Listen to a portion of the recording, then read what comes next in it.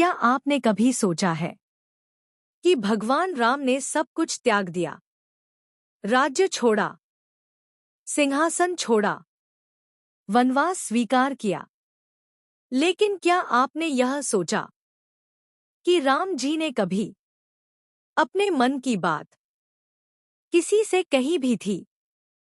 क्या मर्यादा पुरुषोत्तम राम भी कभी भीतर से टूटे होंगे?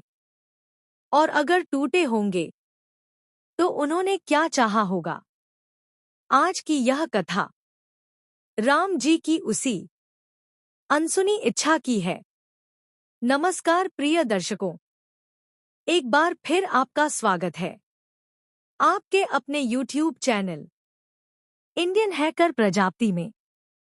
और मैं आपसे एक सवाल पूछता हूं, अगर राम जी आज होते तो क्या वह भी इसी समाज से दुखी होते? इस कथा को अंत तक जरूर सुनना, क्योंकि आखिर में आपका राम जी को देखने का नजरिया बदल जाएगा। और अगर आप राम जी में विश्वास रखते हैं तो अभी वीडियो को लाइक करें, चैनल इंडियन हैकर प्रजापति को सब्सक्राइब करें और कमेंट में लिखें जय श्री राम। अब ध्यान से सुनिए। सरयू नदी आज भी बहती है, लेकिन क्या आप जानते हैं कि इसी तट पर राम जी अक्सर रातों को अकेले बैठा करते थे? क्यों बैठते थे राम जी जब उनके पास सब कुछ था? राज्य था, सम्मान था, प्रजा का प्रेम था, फिर किस बात की कमी थी? एक रात लक्ष्मण ने देखा राम जी देर तक जल को देख रहे थे। लक्ष्मण ने पूछा, भ्राता, क्या कोई शत्रु अब भी शेष है? राम जी मुस्कुराए, लेकिन उनकी आंखों में अजीब सी पीड़ा थी। राम जी बोले, लक्ष्मण, क्या धर्म निभाने के लिए प्रेम को हर बार मौन करना ही पड़ेगा? और अगर ऐसा है तो क्या यह पूर्ण धर्म कहलाएगा?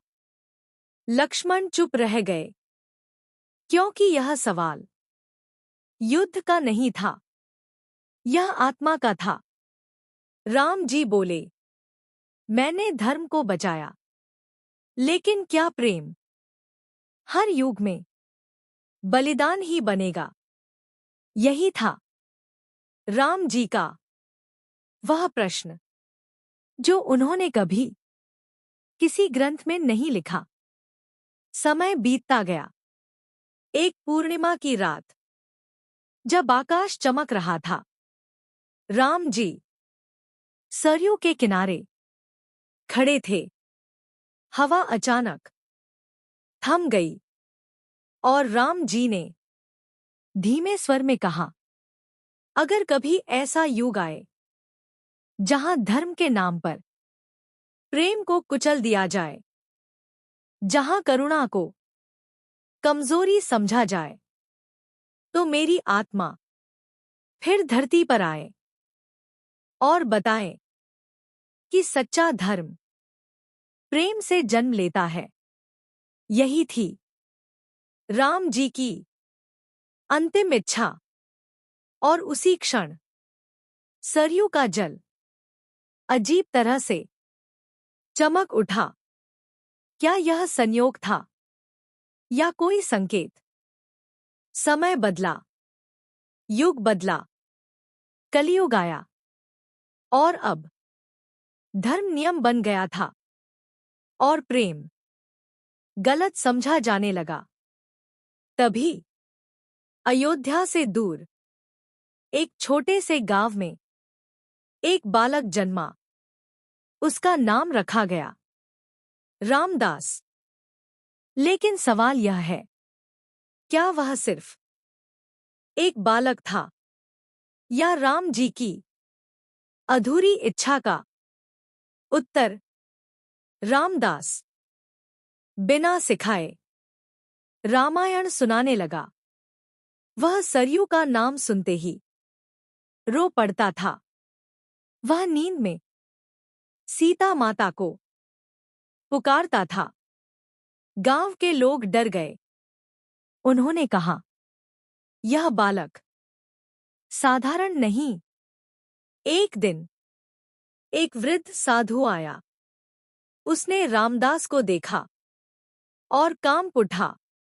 उसने कहा, यह वही आत्मा है जो फिर लौट आई है।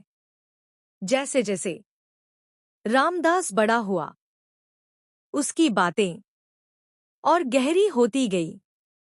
वह कहता, अगर धम्म में करुणा नहीं तो वह केवल डर है। लोगों ने उसका विरोध किया। उन्होंने पूछा, तू राम का नाम लेकर नए विचार क्यों फैला रहा है? रामदास ने शांत स्वर में कहा, राम ने प्रेम छोड़ा नहीं। राम ने त्याग किया था, लेकिन राम ने कभी प्रेम को गलत नहीं कहा। एक दिन रामदास सरयू तट पर ध्यान में बैठा। अचानक तेज हवा चली। आकाश में शंखनाद गूंजा। लोगों ने देखा, रामदास के पीछे एक दिव्य प्रकाश था और एक स्वर गूंजा, अब मेरी इच्छा पूर्ण हुई। रामदास ने आंखें खोली। उसके चेहरे पर अद्भुत शांति थी। और तब लोग समझ गए, राम जी कभी गए ही नहीं थे। वह आज भी जहां करुणा है वहां है, जहां प्रेम है वहां है, जहां त्याग है वहां है। और याद रखना, राम सिर्फ मंदिर में नहीं, मर्यादा में बसते हैं। और जहां प्रेम और धर्म साथ चलते हैं, वहीं राम राज्य है। प्रिय दर्शकों, अगर इस कथा ने आपके दिल को छुआ हो तो वीडियो को लाइक करें। चैनल इंडियन हैकर प्रजापति को सब्सक्राइब करें और कमेंट में लिखें, जय श्री राम। क्योंकि जहां प्रेम है वहीं राम है। जय श्री राम।